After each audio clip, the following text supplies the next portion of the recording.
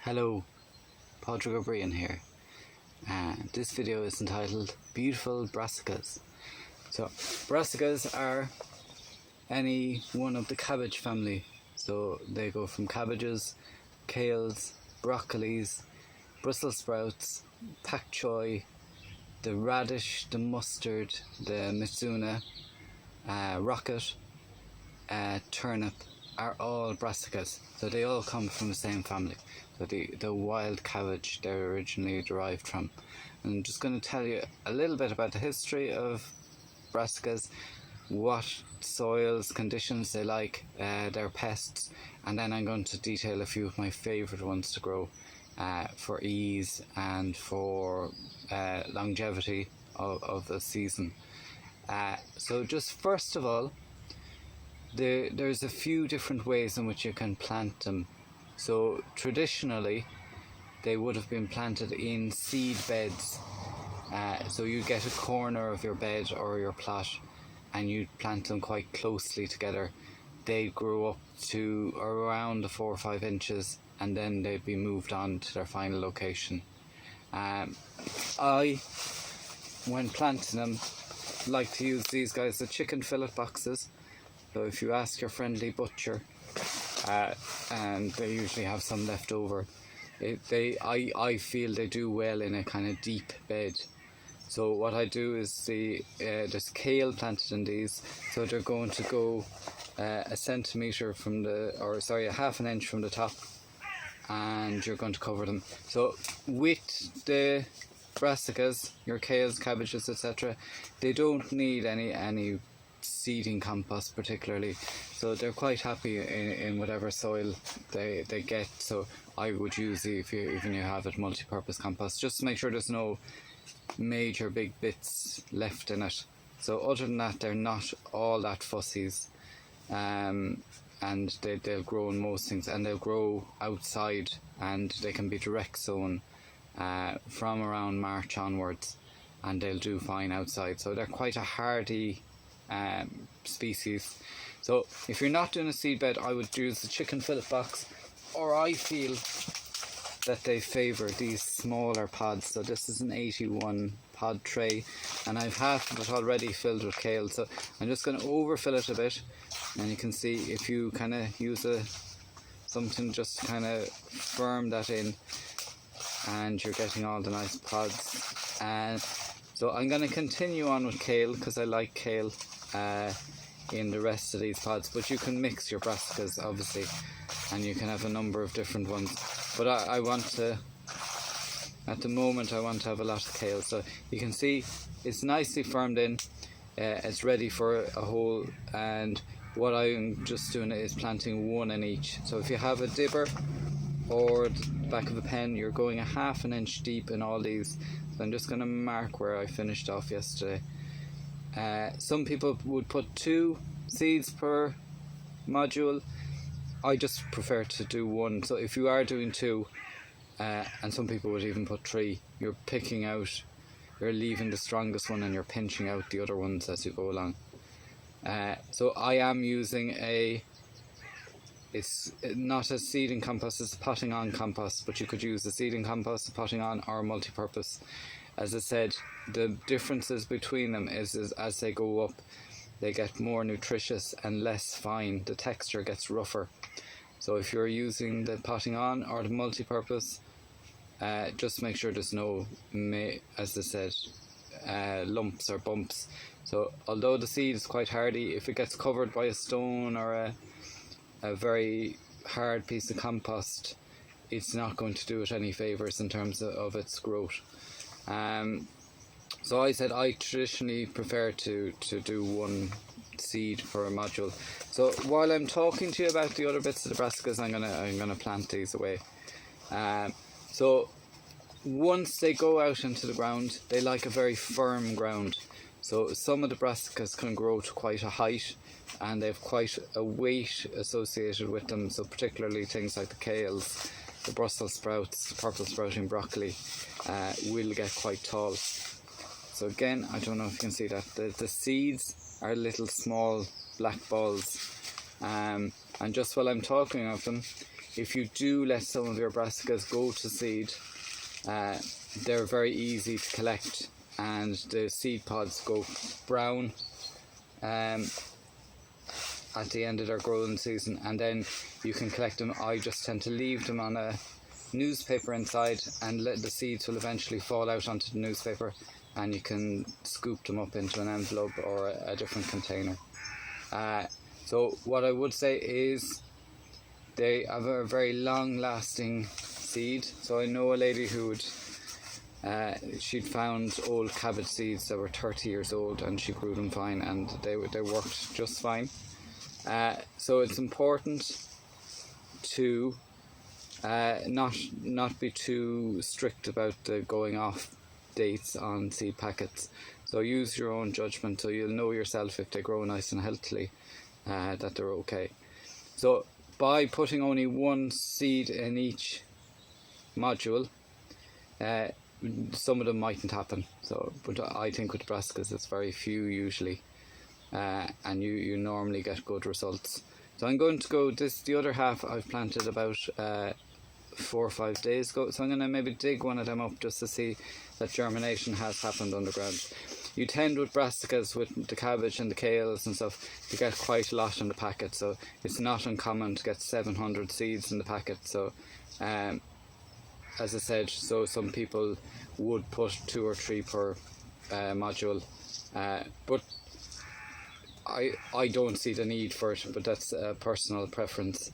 So as they're growing up, as I said, once they go out, they like a firm ground, so you can actually stand on the ground around it and kind of firm it in to make sure they stay in place. So for the lower growing brassicas, the cabbages and the pak choys, that's not particularly necessary. But definitely for the purple sprouting broccoli, the kales, Brussels sprouts, the ones that are going up into the air, it is helpful to firm the ground around and make sure it's a nice solid ground and that they have support. So, and you can also support them. I've supported purple sprouting broccolis in the past by just putting a stake around them. They like a very nutritious and nitrogen rich soil. So in our previous video, growing peas, the return, or Mark 2, we were discussing this. So ideally in a crop rotation system, if you can put them in after the peas and beans, after cutting the peas and beans at ground level, there will be a store of nitrogen in the ground. If you're not doing that, you can put a shot of well mature horse manure on the beds beforehand. So they don't like acidic ground either, so it's important just to make sure that they're not put in very acidic ground. I think it tends to attract the cabbage root fly, which is one of their pests. So their 3 pests are the cabbage root fly, the cabbage white butterflies, which I think is probably the worst one, which leads to lots of caterpillars eating their leaves, and pigeons. So pigeons I haven't found to be a great problem, nor the cabbage root fly, but cabbage white butterflies tend to be a nuisance. So the cabbage white butterfly lays its eggs typically on the underside of the brassicas, the cabbage or kale leaves. Once they hatch, the caterpillars will munch away until they've filled their themselves and eventually become new butterflies. But you want to prevent this because it's I don't think it would kill you, but it's not particularly appetizing to find caterpillars on your veg. So you can pick them off, but a lot of the things with the 3 pests are based around prevention. So the prevention rather than the cure. So the